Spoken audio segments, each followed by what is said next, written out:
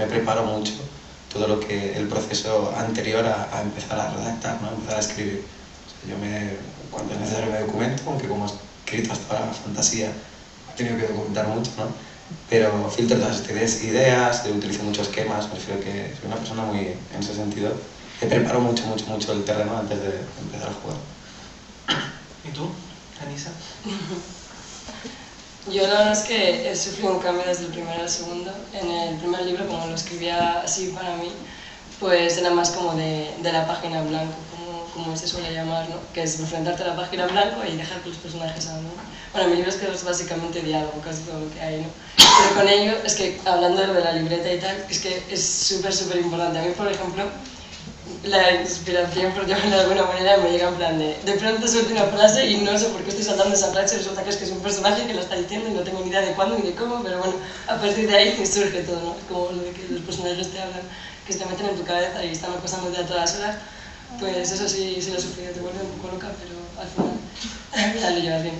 Y eso, al principio pues fue mucho con eso, fue muy a lo loco, no fue como hasta a la mitad que ya dije, bueno, a ver qué está pasando aquí. Y ahí sí empecé a hacer un esquema y tal, pero vamos, también muy libre. Antes de escribir también, otra cosa que sí hago yo, por lo menos cuando hablaba esto de la música y tal, para mí es muy importante coger el estado emocional del personaje del que voy a hablar, o bueno, del personaje, en este caso Lima, que es el de Éxodo.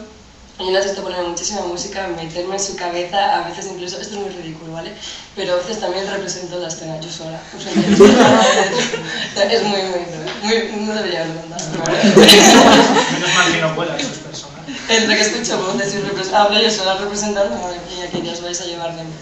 Pero vamos, ya veréis, porque a veces es que sorprenden los personajes muchísimo. Y luego de cara al segundo, ya cuando firmé un contrato con fechas y todo, yo ya me volví medio loca, dije, no, ¿cómo lo voy a hacer? No voy a llegar a los platos, estos típicos agobios que a mí me entran siempre. Y ya dije, no, esta vez tengo que ser responsable y escribir un esquema y tal. A mí el esquema me ha salido fatal. Yo no puedo, igual porque soy más en plan de... me encanta ordenar, pero luego nunca cumplo los objetivos. Me pasa así. Entonces, sí, por mucho que lo he intentado y tal, pues al final, mira, haciéndolo así he tardado más. Así que creo que volveré al método de la página en blanco. Pero vamos, sí, es básicamente eso, prepararte, sobre todo cuando son trilogías es muy importante. Sobre todo porque normalmente en la primera, segunda parte suelen aparecer detalles que son muy importantes para la tercera o para cuando al final se descubra por qué esto fue así y por qué esto fue así. El esquema es fundamental, fuera de bromas. Yo creo que tener clara la idea, o por lo menos la base principal de la historia, es fundamental, porque luego es un gusto saber que capítulo a capítulo vas a llegar a un final que conoces, porque si no, a las 200 páginas, como digo, te puedes encontrar, que es lo que le pasa a mucha gente, con una historia sin final, porque los cabos que has ido abriendo antes no sabes cómo cerrarlos ahora, se precipita la historia, se hace lenta, no sabes cómo cerrarlo todo. Y sobre todo ocurre con las sagas. Yo creo que un libro suelto es mucho más sencillo de plantear sin esquema. Si tienes una idea básica clara y una personalidad de personajes que sea atrayente, puede funcionar mejor. Pero en una saga se nota mucho cuando una trilogía está trabajada desde el principio y cuando se ha ido haciendo el libro. De los esquemas, esto es importante porque lo he aprendido bastante. Es que yo por lo menos siempre escribo desordenado. Hay muchos escritores que escriben desde el primer capítulo hasta el final y no alteran el orden. En cambio, a lo mejor, como decía antes, del estado emocional es muy importante para tal escena otro. Si un día estás depre y resulta que tu personaje en algún punto del libro está depre, ¿por qué no aprovechar ese estado emocional que tienes ahora mismo como para conectar con el personaje, ¿no? Pues para eso, pues dices, me adelante un poco y lo escribo. Yo no sé si vosotros lo dices así, pero vamos, bueno, por lo menos para... Es curioso porque sí que suelo escribir desde de A a B, ¿no? Me refiero del principio al final, pero en el caso concreto del mundo de Komodi, en el tercer libro, si no recuerdo mal, la historia ya se vuelve muy corral. Pero pasa de tener un protagonista a tener 5, se puede decir. Y además 5 que no interactúan entre sí hasta llegar a un punto determinado del libro. Entonces lo que sí que me ocurrió es que es como si estuviera escribiendo 5 libros a la vez. Porque pasaban cosas completamente distintas en lugares completamente distintos y que al final se tenían que unir en una misma historia. Entonces ahí sí que pasé un poquito a lo que tú dices, ¿no? Que me encontraba escribiendo el capítulo 23 y a lo mejor había escrito solo 3 capítulos del principio del libro. Y era un poco raro, ¿no? Era un poco caótico, pero también era bastante divertido. O sea, yo me levantaba y decía, hoy tengo ganas de hablar de este personaje. Y como tenía 5 para elegir y eran muy diferentes entre sí, pues claro, si ese día me levantaba con la tontería encima, pues me ponía a escribir sobre el gracioso, ¿no? Si me levantaba triste, pues me empezaba a escribir sobre el que tenía más drama en su historia.